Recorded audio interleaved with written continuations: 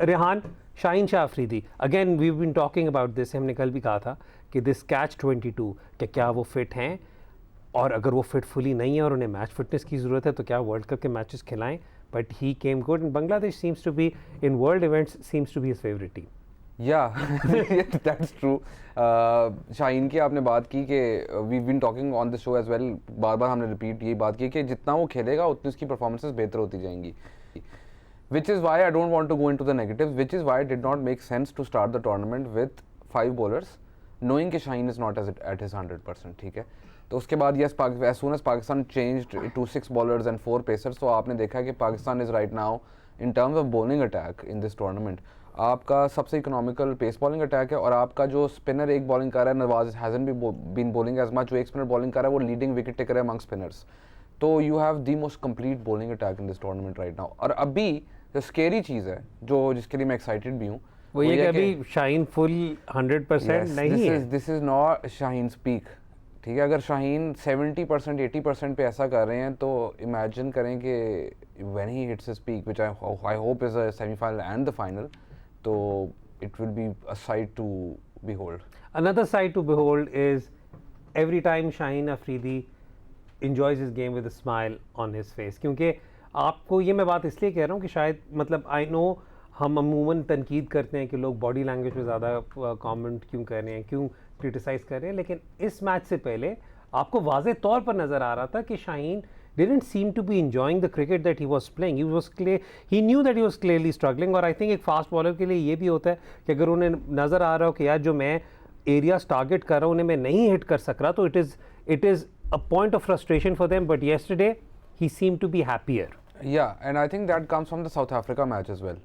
जब Quinton de Kock की wicket ली थी उस वक्त you could clearly see relief on Shaheen. Even his celebration, he normally raises his arms, but वो जो पूरी सेलिब्रेशन है इन इट सेल्फ शोज़ कि उसकी रिलीफ, एंड वो जो आप बात करेंगे ही डजंट सीम हैप्पी, क्योंकि आपकी जब आपको इंजरी हुई होती है आपकी बॉडी लग रही होती है, आपको पेन भी महसूस हो रही होती है, फिर आपकी लेंथ उधर नहीं गिर रही होती, फिर अगर आपको बाउंड्री आगे से पड़े विकेट्स ना मिल रही हो, it becomes even more frustrating.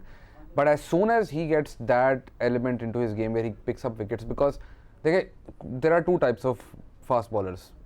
एक वो टाइप ऑफ फास्ट बॉलर है जो अपनी कंसिस्टेंटली लेंथ सेट करेगा, उसको पता है कि if I do this enough times I will get a wicket. And then there are bowlers like Shaheen who go after wickets. ठीक है, and for them their confidence more than going for 6s और 4s, and their confidence depends on how many wickets they pick. Absolutely. So Shaheen का clearly he goes for यानी वो उसके आप lengths भी देखें compare to any other fast bowler in the world with a new ball, very different. Maybe Mitchell Starc से आप compare कर सकते हैं, लेकिन इवन देन मिचेल स्टार्क से भी ज़्यादा वो अटैम्प्ट करते हैं नंबर ऑफ Yorkers या full balls in the first couple of overs, and that all has to do with the fact that he's trying to pick up those wickets. He feeds off his entire bowling spell, feeds off how well he bowls in his first 2 overs. अगर वो अपने पहले 2 over में अच्छी bowling करेंगे ना, तो आप नोट करना वो डेथ्स में भी ठीक बॉलिंग करेंगे. अच्छा, we'll stick with Pakistan's fielding first. और उसमें जो एक और चीज़ थी, एक controversial बात थी जिस पर डिस्कशन करना बहुत ज़रूरी है, is the Shakib Al Hasan decision. Do you think there was a nick? No.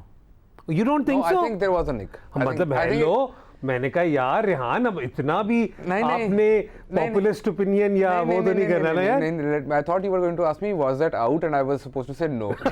You changed the script. There is no script. मैं आपको पहले बताता चलो, हम कोई स्क्रिप्ट फॉलो नहीं करते.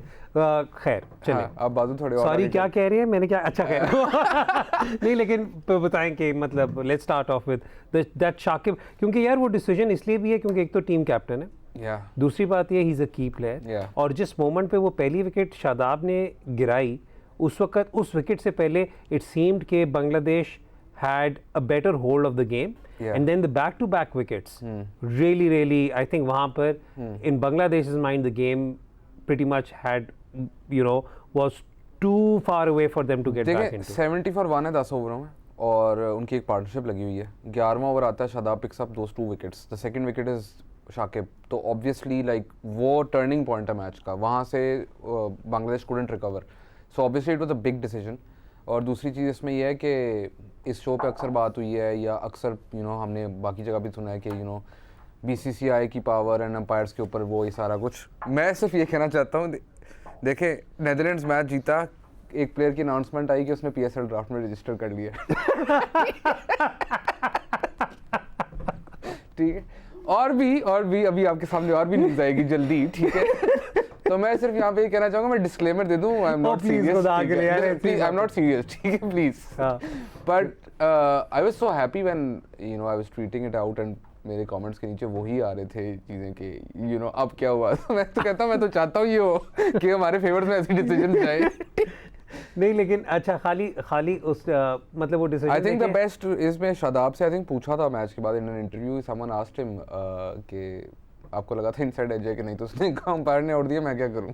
हाँ ये बट वही वाली बात है ना कि अंपायर ने आउट दिया, वही चीज़ आपके उसमें भी जा सकती है कि अंपायर ने नो बॉल दे दिया, मैं क्या करूं।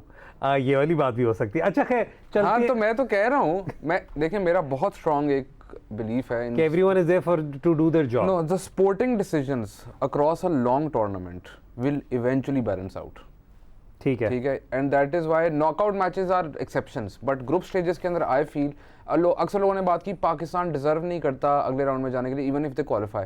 Does South Africa deserve to qualify after losing to Netherlands and Pakistan? No.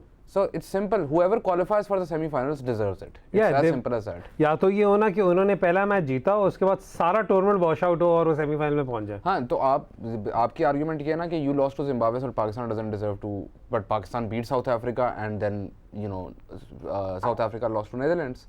In the end, the points table will very rarely lie.